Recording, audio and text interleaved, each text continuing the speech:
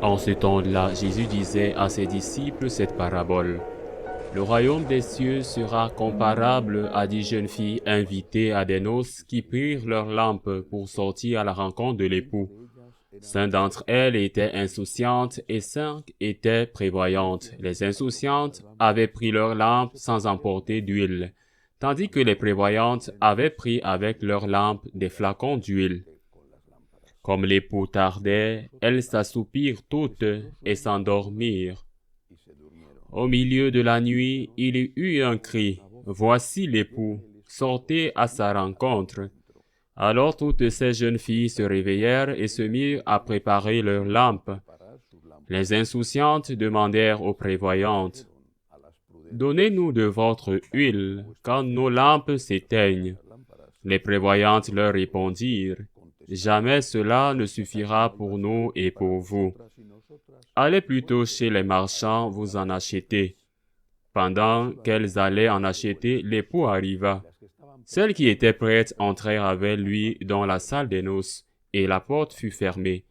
Plus tard, les autres jeunes filles arrivèrent à leur tour et dirent, « Seigneur, Seigneur, ouvre-nous. » Il leur répondit, « Amen, je vous le dis, je ne vous connais pas. Veillez donc, car vous ne savez ni le jour, ni l'heure. » Acclamons la parole de Dieu.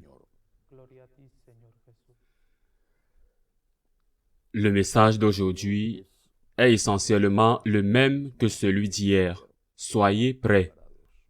Vous ne savez ni le jour ni l'heure. Soyez prêts car à l'heure à laquelle vous vous attendez le moins, le Seigneur viendra. Hier, le Seigneur a donné l'exemple du voleur qui est venu faire un trou dans la maison pendant la nuit.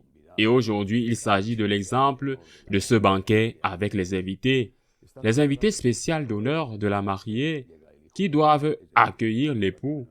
Préparez-vous, qu'à l'heure où vous le pensez moins, arrivera le Fils de l'homme. C'est-à-dire qu'à l'heure où vous le pensez moins, arrive la mort. Préparez-vous. C'est le message essentiel de cette parabole.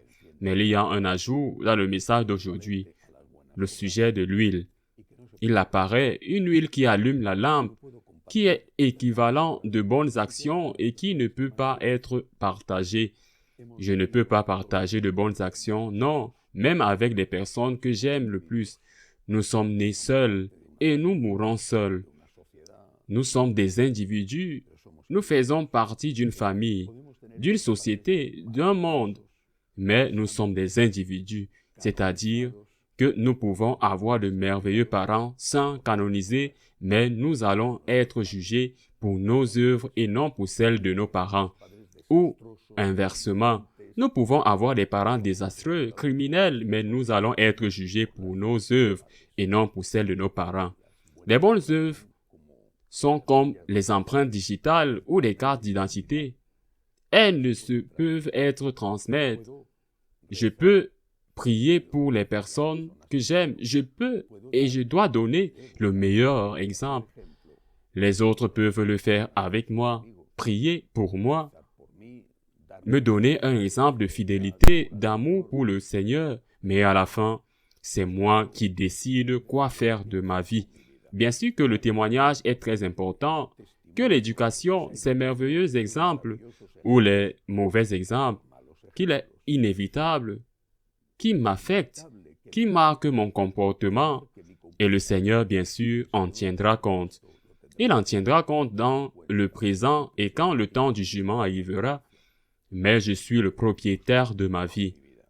Avec ces circonstances qui sont souvent atténuantes, mais je suis propriétaire de ma vie. Je ne pourrais pas dire « je suis venu au ciel parce que mon père, ma mère étaient très bons » ou parce que j'avais un grand ami prêtre, un directeur spirituel ou un enseignant extraordinaire.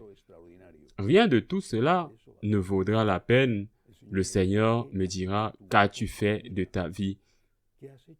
Qu'as-tu fait des opportunités que Dieu t'a données? » Avec toutes les circonstances, d'éducation, d'exemple, de tout, oui, mais qu'as-tu fait de ta vie? Tous ces enseignements de Jésus sont ennuyeux.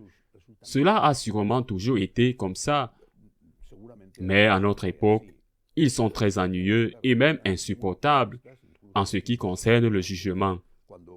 Beaucoup de gens deviennent très nerveux et ce qui leur arrive est ce que ce film sur la fille dans l'exorciste qui roule des yeux et roule la tête, ils se mettent à baver comme possédés par le diable. Ils ne peuvent pas attendre parler de jugement, mais c'est une constante, c'est une chose permanente dans l'Évangile. On ne peut pas la supprimer, sauf qu'on veut faire un autre Jésus, un doux Jésus, mais pas le vrai Jésus. Insiste le Jésus de l'Évangile encore et encore et encore et encore. On va être jugé et on va être jugé pour nos œuvres. Nous serons jugés avec miséricorde. La miséricorde se moque du jugement, dans le sens que s'il y a repentance, la miséricorde nous fera pardonner s'il y a repentance.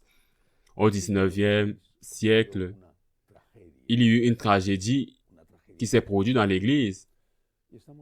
Une terrible tragédie et nous sommes sur le point, 500 années après, que cela se reproduise.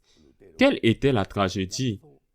Un prêtre augustinien allemand, Luther, a lancé une théorie, une hérésie, une théorie séduisante, très séduisante. Chesterton disait que les hérésies sont des vérités devenues folles parce que Luther a lancé une théorie très subjective, très séduisante. Il a mis fin à tout ce que l'Évangile enseignait et a dit qu'il n'y avait pas besoin d'œuvres pour être sauvé, que seule la foi suffisait.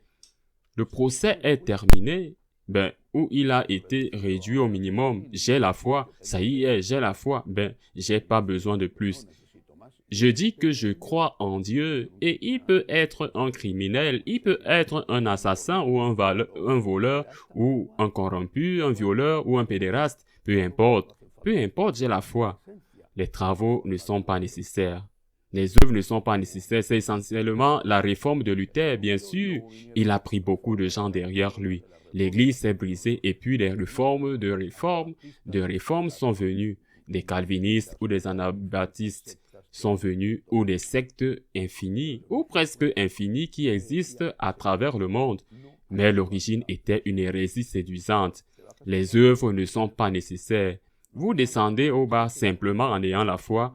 Vous n'avez pas besoin de faire d'efforts, de vous battre, de vous repentir, de demander pardon naturellement plus tard. Est venu le dicton que ceci ou cela ou l'autre n'était pas un péché avec lequel il est encore plus facile.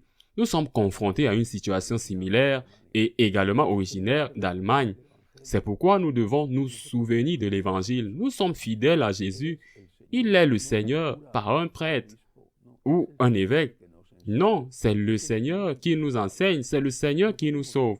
On ne peut pas aller à l'Évangile et couper ça parce que ce n'est pas commode, parce que ce n'est pas à la mode, parce que ça me nuit, parce que ça me donne mauvaise conscience. C'est le Seigneur qui nous dit, « Je suis le Dieu de miséricorde, je suis prêt à te pardonner 70 fois, 7 fois par jour, mais tu dois demander pardon. » Tu dois avoir l'intention de changer. Tu dois te battre et faire un effort et relève-toi à chaque fois que tu tombes, que je vais te pardonner, que je ne vais pas te gronder, que je suis venu sauver, mais à la fin, il y aura un jugement. Supprimer le jugement de Dieu, supprimer le besoin de bonnes œuvres pour être sauvé, c'est détruire une partie essentielle de l'Évangile. Et bien sûr, des enseignements ultérieurs, en commençant par Saint Paul, en continuant avec l'apôtre Jacques, lorsqu'il raconte dans l'une de ses lettres. Il dit à l'un, « Montre-moi ta foi sans les œuvres, et moi je te montrerai ma foi avec des œuvres. » C'est supprimer 2000 ans d'histoire de l'Évangile de l'Église et continuer à enseigner pour revenir à la même chose. Tout comme Luther, les bonnes œuvres ne sont pas nécessaires, en tout cas si vous avez des doutes. Car je dis que ce péché n'est plus un péché, et donc vous pouvez faire ce que vous voulez en toute bonne conscience. Demandons miséricorde à Dieu. Demandons miséricorde à Dieu pour nos péchés, et ainsi nous devons faire l'effort chaque jour d'essayer d'être meilleurs, de nous relever et de tomber, de remercier Dieu pour cette miséricorde, d'être sur le chemin de la sainteté. Ainsi soit-il.